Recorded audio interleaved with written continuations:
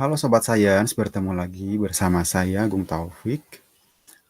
Di sini kita akan belajar kembali tentang fisika.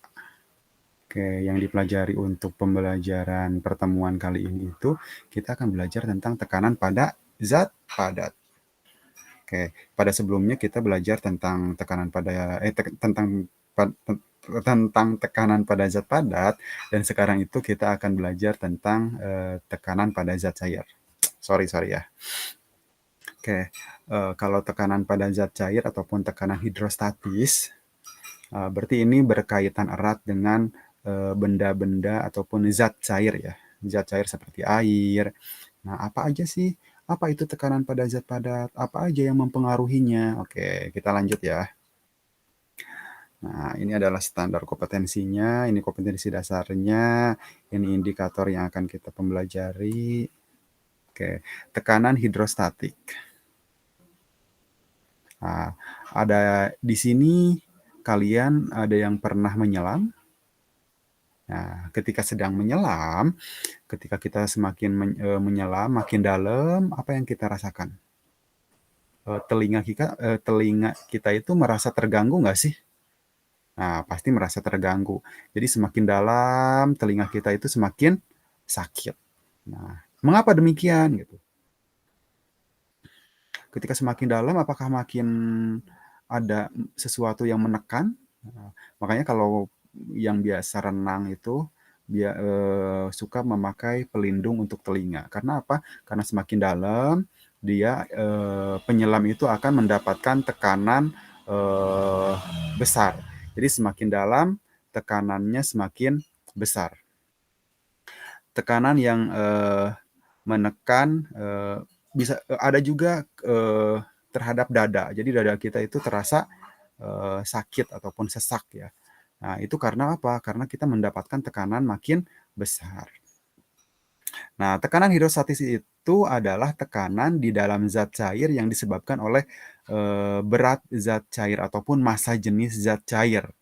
Jadi yang mempengaruhi tekanan pada zat cair, tekanan itu masih sama ya, P sama dengan di sini Rho dikali G dikali H. Nah, ini P ya, ini P. Nah, ini adalah tekanan pada zat cair. Jadi yang mempengaruhi tekanan pada zat cair itu apa? Yang pertama itu Rho. Rho itu apa? Rho itu adalah massa jenis. Nah, di kelas 7 kita sudah belajar tentang massa jenis. Apa itu massa jenis? Nah, itu sudah ada. Satuannya apa? Kilogram per meter kubik. Nah, di sini ada apa? G itu adalah gravitasi. G itu adalah gravitasi. Satuannya apa? Meter per sekon kuadrat. Di sini apa? H. H itu adalah kedalaman. Kedalaman itu adalah meter. Jadi, yang mempengaruhi tekanan pada zat cair itu adalah massa jenis, gravitasi, dan kedalaman. Jadi semakin dalam kita menyelam ataupun si benda tersebut semakin dalam posisinya, nah itu dia akan mendapatkan tekanan paling besar.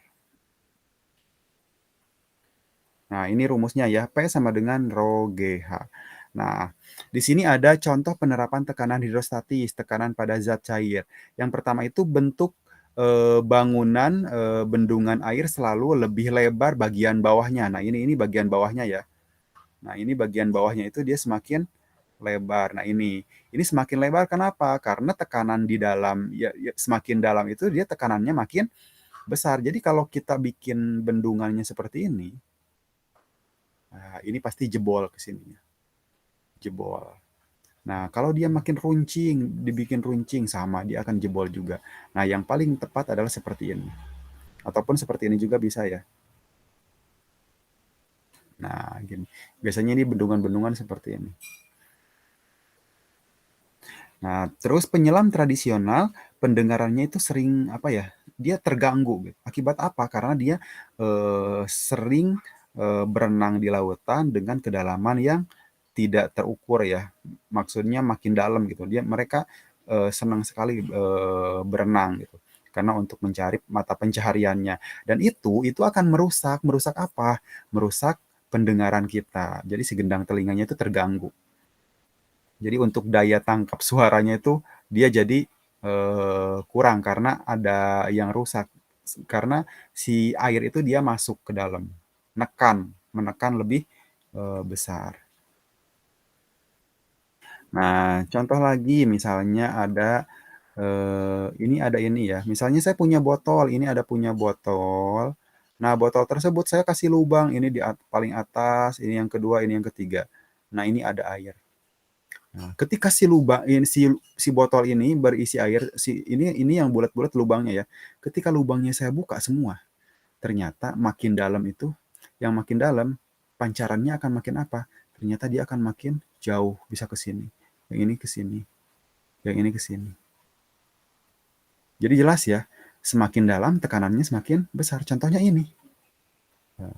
Contoh tekanan, misalnya kalian punya selang yang ataupun penyemprot lah, penyemprot yang pakai selang. Ketika si selangnya kita kecilin, pancarannya makin jauh nggak? Makin jauh. Nah, ini adalah contoh. Contoh soalnya.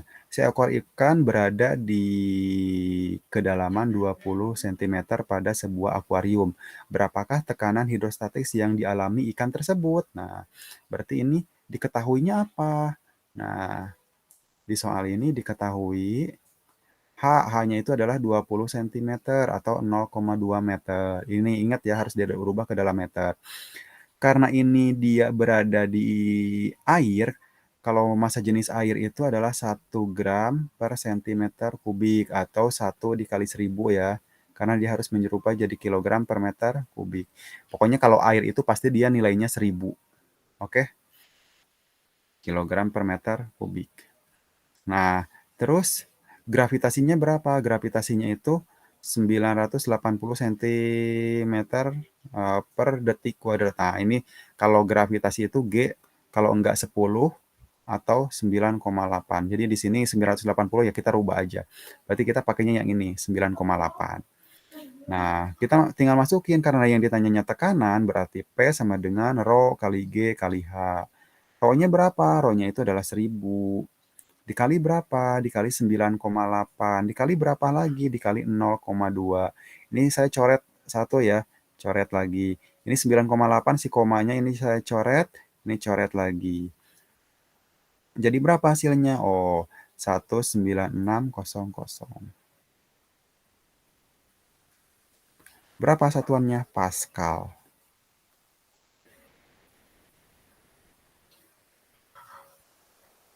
Kelebihan deh saya. Nah, segitu. Gimana? Paham nggak? Pokoknya yang harus kalian ingat itu yang mempengaruhi tekanan pada zat cair itu apa? Yang pertama itu adalah kedalaman. Jadi semakin dalam apa?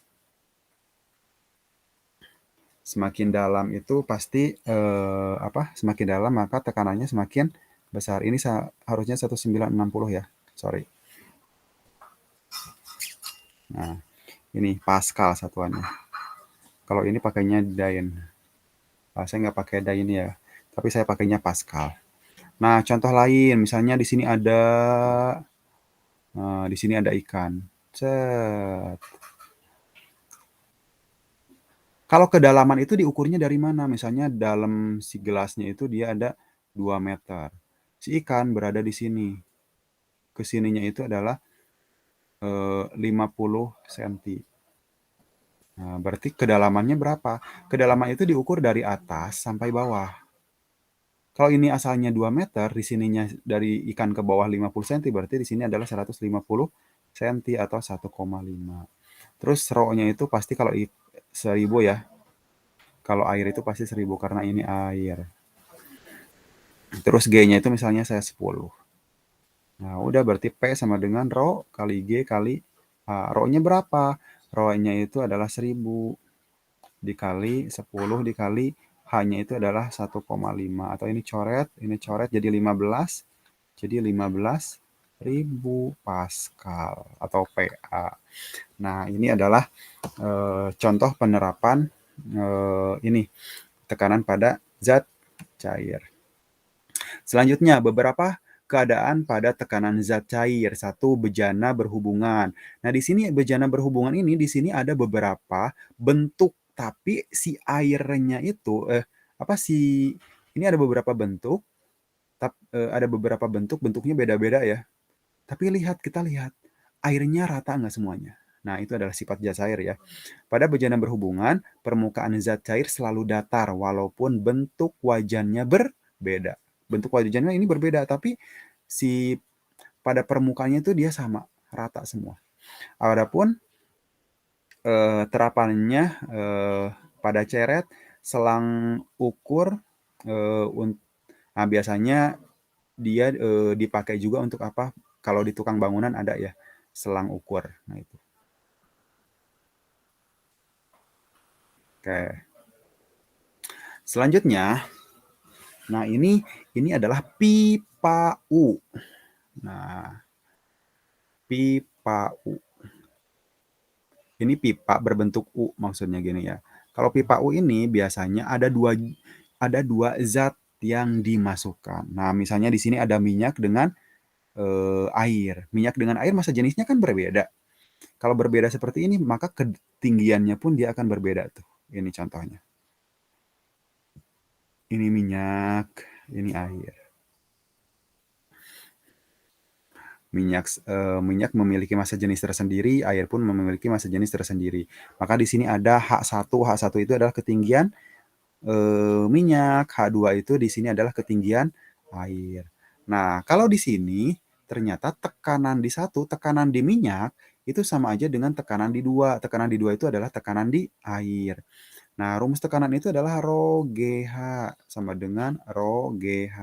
Kalau di sini rho-nya rho minyak, kalau di sini adalah rho-nya rho air. Di sini kalau gravitasi sama ya, di sini adalah ketinggian untuk minyak dan di sini adalah ketinggian untuk air. Nah, seperti itu. Nah, ini tergantung nanti yang ditanyanya apa. Misalkan kalau yang ditanyanya adalah rho 1, berarti rumusnya jadi ini rho 1, ini rho 2 ya.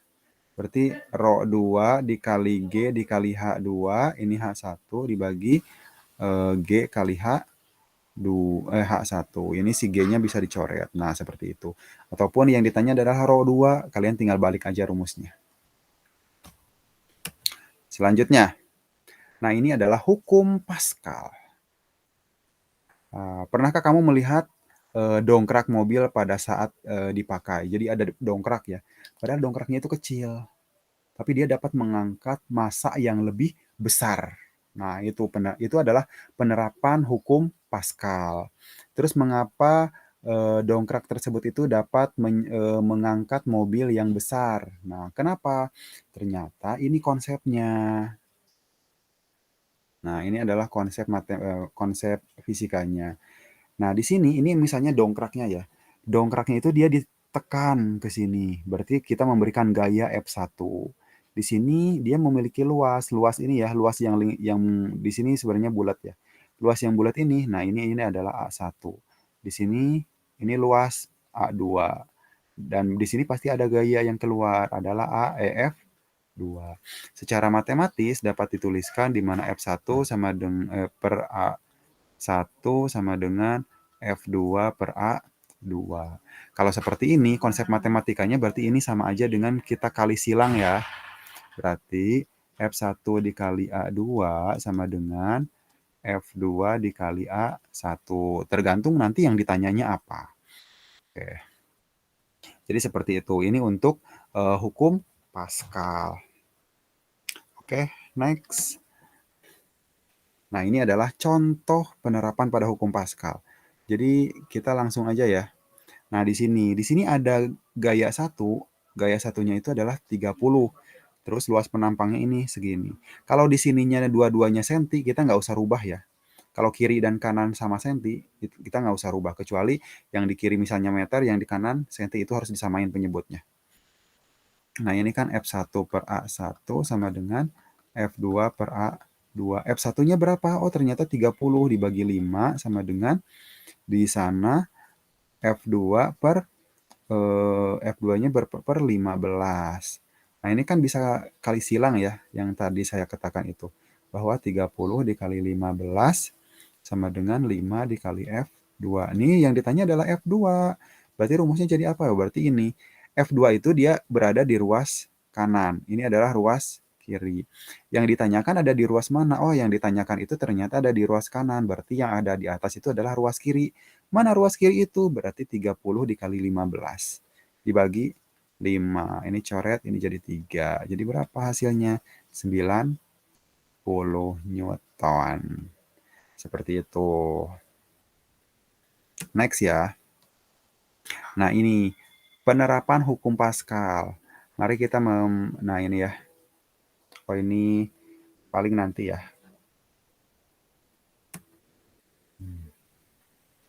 Ini adalah penerapannya. Seperti itu.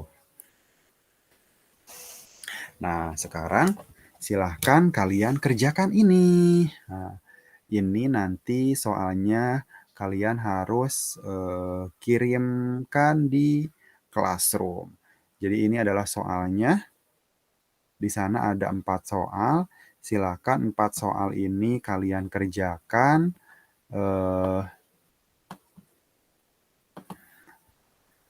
Yang pertama itu bagaimanakah bunyi hukum Pascal? Silakan kalian cari. Terus nomor 2, gambarkan tekanan yang ditimbulkan pada zat cair dalam 2 bejana yang berhubungan. Nah, itu ya. Terus yang ketiga itu ada yang nomor 3 dan nomor 4. Terus tambahan lagi, silakan kalian buka di buku paket ada materi tekanan pada zat padat. Dan di sana ada latihan soal. Latihan soalnya silahkan kalian kerjakan. Hanya tekanan pada zat padat, bukan yang hukum Pascal dan lain-lainnya ya. Jadi hanya tekanan pada zat cair, sorry. Hanya tekanan pada zat cair saja yang dikerjakan. Jadi 4 soal ini sama yang soal tekanan pada zat cair, silahkan kalian kerjakan dan nanti hasilnya silahkan kalian kirimkan. Di mana kirimkannya? Kirimkannya di Google Classroom. Jadi saya sudah buatkan untuk tugasnya, silahkan kalian upload. Oke, untuk pertemuan kali ini dicukupkan sekian. Semoga kalian paham. Terima kasih anak-anak. Sampai jumpa.